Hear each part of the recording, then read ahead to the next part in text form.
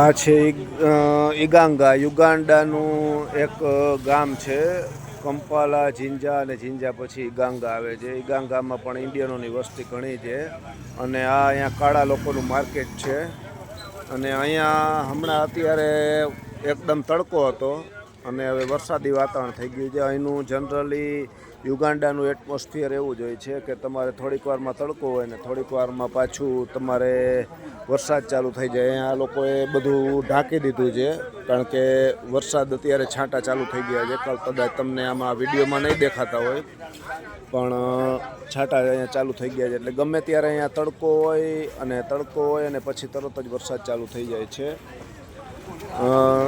આપને ઘણી વખત એવું હોય કે પહાડોમાં જાય કે ત્યાં જાય અહીંયા કેવી મજા આવે, પણ એ ફરવા પૂરતું મજા આવે, પણ ત્યાંની લાઈફ જીવવી કઠિન છે. એવી જ અહીંયા પણ જ્યાં લોકો રહેતા હોય છે અને વારે વારે બધા જે એટમોસ્ફિયર વારે વારે ચેન્જ થતું હોય એનું જે તકલીફ હોય એનો સામનો કરવો જ પડતો હોય છે.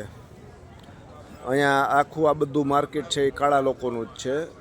અહીંયા ઇન્ડિયનો આ માર્કેટની અંદર ઓછા જોવા મળે છે. ઇન્ડિયનોનું માર્કેટ છે એ અલગ અલગ જગ્યાએ, ઇન્ડિયન છે, પાકિસ્તાની છે, એ બધા અલગ અલગ જગ્યાએ સુપર માર્કેટને એવા ઇલેક્ટ્રોનિક આઇટમના ને એવા બધા ધંધા કરતા હોય છે. પણ આ અહીંયા છે એ આખું માર્કેટ અહીંયા લોકલ્સનું છે, કાળા લોકોનું. અને હું અત્યારે વેઇટ કરું છું. અમારે અહીંયાથી ઇગાંગાથી જિંજા જવા માટે ઇલેક્ટ્રિક બસ જે સ્ટાર્ટ થઈ છે એનું કાર્ડ છે અમારી પાસે ને અમે એમાં જ આવ્યા હતા. પણ હવે અત્યારેનો 1:30 વાગ્યાનો ટાઈમ હતો પણ અત્યારે લગભગ 1:45 જેવું થવા આવ્યું એટલે એ બસ નીકળી ગઈ હશે. એટલે ફરજિયાત અહીંયા જે લોકલ ટેક્સી છે એમાં જ જવું પડશે. એટલે જોઈએ છીએ. આ જે મારા કલીગ છે એ એમની સાથે જ જવાનું છે.